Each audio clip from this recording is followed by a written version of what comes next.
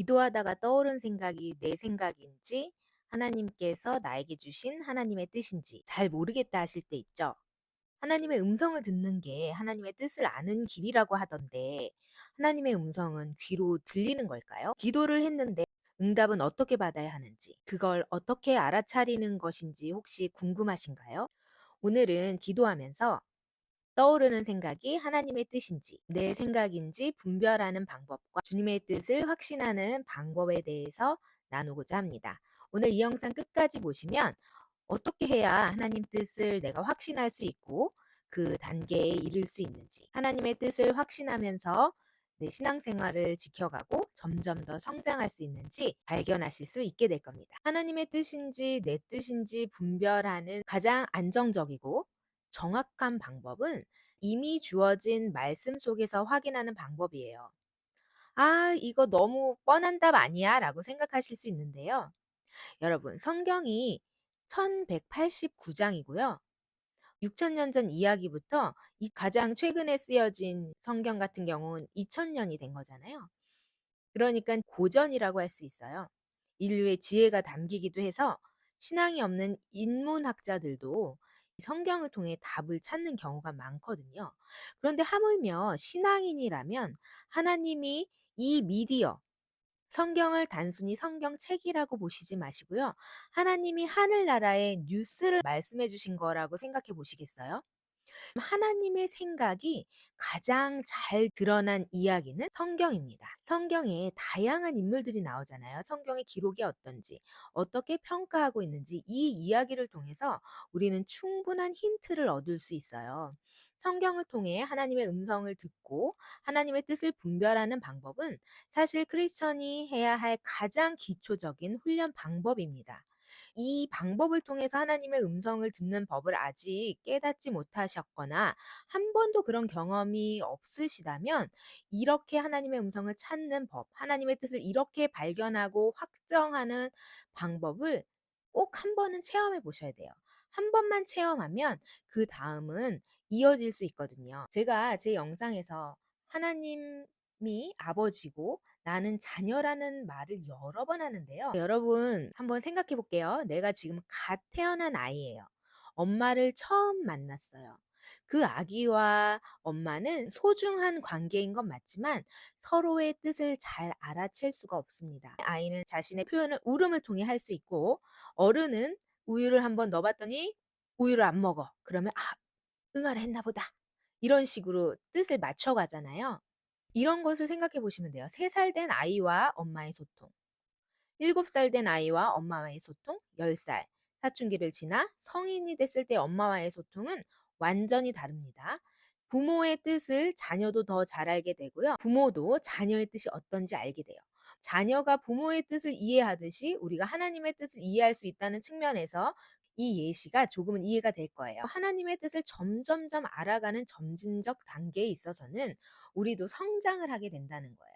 우리도 하나님의 뜻을 이해하게 되고 내 삶에서 과거에는 하나님 뜻을 잘 알지 못했던 것이 신앙생활을 할수록 분별이 잘 돼야 정상적인 범주의 신앙생활을 할 수 있다는 것은 명확합니다. 그렇기 때문에 주어진 말씀을 통해서 분별하는 방법은 아주 중요한 방식이에요. 그렇기 때문에 매일 10분이든 20분이든 성경을 규칙적으로 보고 개인의 묵상 생활을 하는 것은 매우 중요하다고 할 수 있습니다. 그리고 주중에 어떤 예배를 참여하다든지 어떤 응답을 들을 때 주일 말씀을 통해서 하나님 말씀을 분별하는 방식도 매우 지혜로운 방식입니다. 말씀을 통해 분별하라는 이 말씀은 설교에 해당하기도 하고 원 텍스트를 통해서 해당되기도 합니다. 저도 분별해야 될 때가 있으면 주님 오늘 저 수요 예배 가는데 이 자리를 통해서 말씀해 주시면 제가 하나님 뜻인 줄 알고 받겠습니다라고 할 때 주어질 때들이 너무 많이 있어요. 유튜브 설교 영상을 자주 보는데요. 그런 말씀을 통해서 하나님이 공교롭게도 비슷한 성경 말씀 구절에 같은 해석들을 여러 번 보게 해주신 경우가 있어요. 지난해 제가 받은 말씀 같은 경우인데요. 내 장막터를 넓히며 내 처소의 휘장을 아끼지 말고 널리 펴되 너의 줄을 길게 하며 너의 말뚝을 견고히 할지어다. 이사야서 54장 2절의 말씀이에요. 제가 이 말씀을 어떻게 받게 됐냐면 유튜브를 통해서 듣고 저의 마음이 확 온 거예요. 제가 '미래는 어떻게 준비해야 되지? 이제 나는 어떻게 살아야 되지?' 이런 고민을 하던 중에 이 말씀이 저에게 확 다가왔어요. '그래 이 말씀을 내가 받아야겠다.'라고 생각했는데 공교롭게도 제가 또 즐겨 보는 영상이 있는데요. 거기서도 또 이 말씀을 하시는 거예요. 저는 그때 좀 소름이 돋았다고 해야 될까요? 제가 받아들였습니다. 이렇게 두 번이나 내가 신뢰하는 분들의 영상을 통해서 주어진다면 나도 이분들의 영적 행로와 같이 가야겠다. 나도 이 말씀을 신뢰하고 무언가를 시작해야겠다. 그래서 제가 유튜브를 작년에 시작했습니다. 이런 감각 있잖아요. 이거는 굉장히 사실은 영적인 감각이에요. 그거를 우리는 다듬어 가야 돼요. 실패할 수도 있습니다. 실패를 두려워하지 마세요. 하나님은 언제나 우리가 만약에 잘못됐으면 다시 돌이키게 돌아봐 주십니다. 하나님의 일하심에 대해서 여러 방면으로 마음을 열어두고 찾기를 원한다면 하나님은 언제든지 말씀해 주십니다. 꾸준히 말씀을 읽고 또 좋은 공동체에 소속되어서 함께 말씀을 나누고 분별하는 훈련을 통해서 하나님 뜻에 명확하게 하는 방법을 배우기 시작하면요. 하나님의 음성 분별하는 것이 점점 더 재밌게 됩니다. 설교를 들을 때도 큐티를 할 때도 공동체 안에서 나눔을 할 때도 하나님이 묘하게 동일한 찔림을 주실 때가 있어요. 그런 감각을 가지고 하나님 말씀을 점점 분별해 가는 겁니다. 이게 하나님이 확정을 주시는 하나의 방법이 됩니다. 하나님께서 늘 말씀하시는 어떤 패턴에 대한 감각을 익히고 훈련해 가는 것 중요하다 할 수 있겠습니다. 이미 이 영상을 보신 분들 하나님께서 그런 시작을 주실 줄 믿습니다. 그리고 한 가지 더 팁을 드리자면 혼자서 이런 걸 다 분별하려고 하지는 마세요. 댓글에서도 이런 나눔이 있었는데요. 성경에 대해 권위 있는 분, 훈련 받으신 분에게 가서 내가 받은 이 내적인 음성이 성경적인지 물어볼 필요가 있다. 맞는 말씀입니다. 여러분의 교회의 리더, 목사님, 사모님, 신뢰할 만한 분들께 제가 이런 마음을 받았습니다. 라고 하시면 대부분 기도하시는 분들은 그 흐름을 통해서 답을 알려주십니다. 내가 받은 확신을 공동체의 리더를 통해서, 공동체를 통해서 확인하는 것은 성경에서도 권장하는 방식입니다. 혹시라도 이 문제는 너무 프라이빗해서 어, 나를 너무 잘하는 곳에서 말하기는 큰 부담이 된다 하실 경우는 고정 댓글을 한번 확인해 보세요. 하나님의 뜻인지 내 뜻인지 구별하는 두 번째 방법은 마음의 평안함이 오는지 확인해 보는 것입니다. 댓글들을 보다 보니 마음 깊은 평안과 성령의 열매가 따르는지 보는 것. 때로는 즉각적인 평안이 없더라도 순종한 뒤에 열매로 확인될 때가 있다. 하나님은 혼란의 하나님이 아니시고 평화의 하나님이시다. 이게 핵심이에요. 주님의 뜻은 언제나 일관적이고 평안을 주십니다. 질서 정연하고요. 하나님의 뜻 안에 있을 때는 어떠한 상황에 있어도 평안하다는 특징이 있습니다. 밖으로는 폭풍이 치는데 안은 고요한 거예요. 사도행전 12장에 보면 천사가 자는 베드로를 깨워서 감옥을 탈출해서 그 기도하는 집으로 오는 장면이 있잖아요. 사도행전 12장을 읽어보시면 다음 날 베드로는 이제 죽게 돼 있는 날이에요. 근데 감옥 차디찬 바닥에 얼마나 딥슬립을 했으면 성경에서 주의 사자가 옆구리를 쳐 이르되 급히 일어나라고 했다는 거예요. 깊이 잠든 거예요. 내일 죽을 사람이 지금 깊이 잠든 거예요. 얼마나 평안합니까? 주님과 함께 거하는 자에게는 내일 죽건 오늘 당장 죽건 평안함이 있는 거예요. 그러니까 주님의 사람, 예수 그리스도를 믿고 거듭난 사람은 항상 평안 가운데 자신의 마음을 두고 훈련하는 법을 익혀야 합니다. 저도 개인적으로 지금 내가 주님 안에 거하고 있지 않구나. 내가 내 생각에 깊이 빠져 있구나를 판단하는 중요한 판별 도구가 내 마음의 평안함입니다. 마음의 평안함이 없다면 지금 뭔가 어떤 영적 신호가 될 수도 있습니다. 성령이 주시는 평안은 상황과 환경과 관계없이 일관적으로 오는 평안이에요. 돈이 없고 결과가 없고 또는 사람들의 인정이 없어도 주님이 함께 하심으로 나는 괜찮다라는 내적 깊이 오는 평안인데요. 때로는 즉각적인 평안이 오지 않는 순간도 있어요. 주님의 말씀을 듣고 순종을 하기로 결단했는데 즉각적으로는 평안이 없지만 점차적으로 시간이 갈수록 평안이 오는 단계입니다. 그래서 순종한 뒤에 평안이 열매로 확인되는 경우도 있습니다. 겟세마네 동산에서 예수님이 십자가 지시기 전 땀이 피방울이 되어 떨어질 때까지 기도하는 장면이 우리에게 참 은혜가 되는데요. 주님도 불안해하셨고 두려워하셨는데 기도의 자리로 나아가면서 점차적으로 평안을 얻어가시고 때가 되었다 이제 가자 하시는 그 단계까지 나아가시잖아요. 그런 것들이 우리에게 그런 평안에 대해서 시사하는 바가 참 큽니다. 처음부터 완전히 평안하다 이런 개념이 아니라 주님 앞에 내가 바로 서길 원하고 주님 뜻을 알기를 원했을 때 오는 평안으로 이해하시면 되겠습니다. 세 번째는 상황과 환경이 어떻게 열리는지를 통해서 분별하는 방법입니다. 하나님의 뜻인지 내 뜻인지가 당장 오늘 1시간 내에 결정되거나 이런 건 아니잖아요. 상황과 환경을 통해서 하나님의 뜻이 열리기도 한다는 거예요.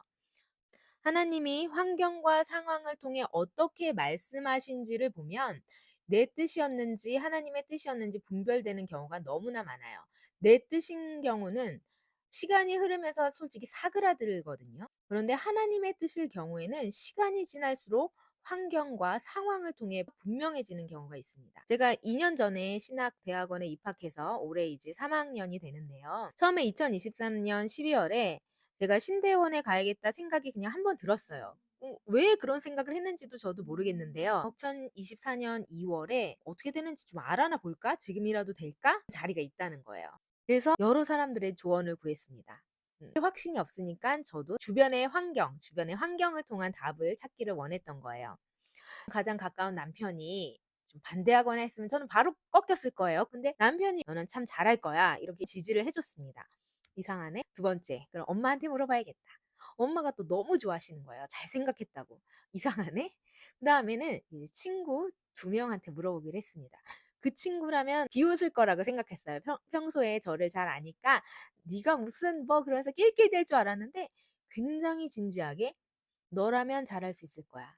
저는 그 친구가 그렇게 대답했을 때 사실은 너무 놀랐어요. 지금 이제 이전 2 년이 지나서 3학년이 됐는데요. 시간이 지나면서 공부가 너무 재밌고 제가 성적 장학금도 받게 되면서 막 자존감도 올라가고 공부하는 게 너무 즐겁고 이런 걸 경험하게 된 거예요. 그래서 상황과 환경을 통해서 열린다는 이 부분을 말씀드릴 때 너무 감사함을 지금 느끼면서 이렇게 고백을 하게 됩니다. 하나님은 내가 예상치 못한 방향으로도 길을 여시는 것 같아요, 확실히. 그래서 이런 면에서 하나님께서 인도하셨네, 이런 고백을 제가 2년 만에 할 수 있게 되었습니다.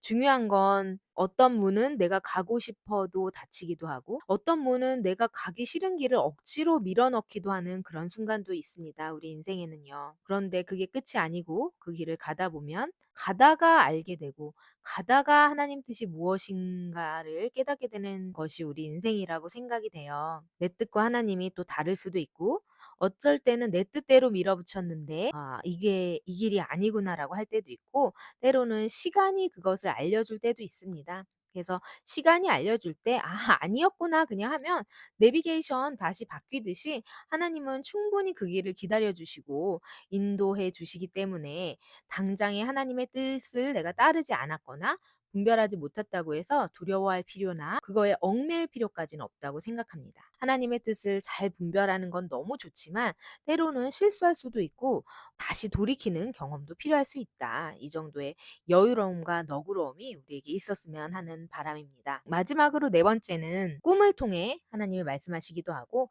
다양한 방식이 있다는 말씀 드리고자 합니다. 하나님이 우리에게 하나님의 뜻을 알려주시는 방법이 사실은 굉장히 다양해요. 그 중에 한 가지가 또 꿈일 수도 있죠. 어떤 분들은 하나님의 뜻을 모르겠었을 때 꿈으로 보여달라고 해서 확인했다. 이런 분들도 생각보다 많으세요. 저도 사실 꿈으로 말씀해 주신 그런 특별한 일들이 여러 번 있었어요. 개인적인 경험을 모두의 경험으로 할 수는 없지만 여러분들도 그런 경험이 있을 수도 있고 앞으로 어떻게 받아들여야 될지 도움을 드리고자 저도 제 경험을 나누도록 하겠습니다. 제가 어떤 제안을 받았을 때 일인데요. 어떻게 해야 될지 너무 모르겠더라고요. 밥을 뭐 하루 이틀 내에 해줘야 되는데 그래서 너무 모르겠어서 제가 잠자기 전에 기도를 한 거예요. 한 1시간 정도 방언으로 기도를 했습니다. 그런데 꿈에 그 제안을 하신 분이 나와서 저한테 아기를 하나 잠깐만 맡아달라고 하는 거예요. 그래서 저는 아기를 맡았죠. 그리고 인제 엘리베이터를 타고 아기를 누일 곳을 방을 찾아서 올라갔는데 방이 하나도 치워지지 않고 아기를 누일 곳이 없는 거예요. 아기를 누일 곳이 없는 것도 놀랐는데 갑자기 그 순간 '어 기저귀랑 분유를 안 받았네?' 이런 마음이 드는 거예요. 그리고 꿈을 깼어요. 여러분은 어떻게 느껴지시나요? 이 꿈이? 저는 미련 없이 그 제안을 거절했습니다. 항상 꿈으로 응답받는 건 아니지만 이런 일들이 있어요. 개꿈도 있으니까 자 좀 분별을 해야 되고 해석을 바로 하는 꿈도 있었고 어떤 꿈은 시간이 걸리기도 합니다. 17살 때 꾼 요셉의 꿈이 그랬죠. 소년기에 꾼 꿈이 인생의 고난과 그런 걸 한참 지나고 나서야 해석이 되잖아요. 하나님은 꿈을 통해서도 말씀하시고 또 자연을 통해서도 또는 누군가의 말 한마디를 통해서도 말씀하십니다. 내가 누군가랑 대화하다가 와닿는 말이 있다면 그 사람이 믿는 사람이든 아니든 그게 하나님이 나한테 보내주신 메시지일 수 있어요. 내가 마음이 열려만 있다면요. 그래서 다양한 방식으로 말씀하시는 하나님의 음성에 대해서 깨달을 수 있으시게 되길 바라겠습니다. 그런데 여러분, 사탄도 어떤 음성으로든 우리에게 메시지를 던진다는 거는 알고 계신가요? 사탄은 욕망을 부추겨서 주의 음성인 것처럼 접근하기도 하고 그래서 구별하기 어려울 때가 있습니다. 그런데 사탄의 음성은 공통점이 있기 때문에 이 부분은 꼭 기억해 두시면 좋을 것 같아서 제가 말씀드리겠습니다. 조급함과 비교, 불안과 집착, 잘 안 될 거라는 어떤 두려움을 주는 것은 하나님의 뜻이 명확하게 아닙니다. 그거는 사탄이 주는 얘기예요. 지금이 아니면 안 돼? 저 사람은 저러는데 넌 뭘 하고 있어? 이거 안 하면 끝이야. 이런 식으로 몰아세우는 거예요. 반면에 하나님의 음성은 언제나 질서가 있습니다. 일관되고 평안해요. 급하지 않습니다. 하나님은 예수님을 보내시는데 4,000년이란 시간이 걸렸잖아요. 구약의 어떤 기간이 있었잖아요. 또 신구약도 중간사라는 게 있거든요. 말라기 이후에 마태복음까지의 공백기가 400년이에요. 하나님은 시간까지 창조하셨기 때문에 우리처럼 급하지가 않아요. 우리는 100년 사니까 너무 급하잖아요. 하루가 급하고 1년이 급하고 10년이 급하죠. 하나님은 급하지가 않습니다. 모세도 40살에 쓰면 좋을 거 우리 같으면 40살에 힘있고 이집트 왕자일 때 쓰지 아니 왜 80대 그 모든 걸 다 잃어버렸을 때 쓸까요? 하나님 스타일 이해하시면 좀 분별하시는 데 도움이 될 것 같아서 말씀드립니다. 지금 내가 듣고 있는 음성이 정말 하나님의 음성인지 사탄의 음성인지 구분하고 싶다. 또 그럴 때가 있잖아요. 우리 문화에서는 상담의 벽이 되게 높고 이런 교회 안에도 그런 문화가 잘 돼 있지는 않은데요. 저는 그런 부분이 조금 안타까워서 저와 만날 수 있는 창구를 열어 놨습니다. 저는 개인적으로는 청년부를 20년 동안 쭉 해 오면서 많은 청년 사례도 얻었고 또 제가 양육한 청년들이 이제는 막 30대 주부가 되고 막 엄마가 되고 그랬잖아요.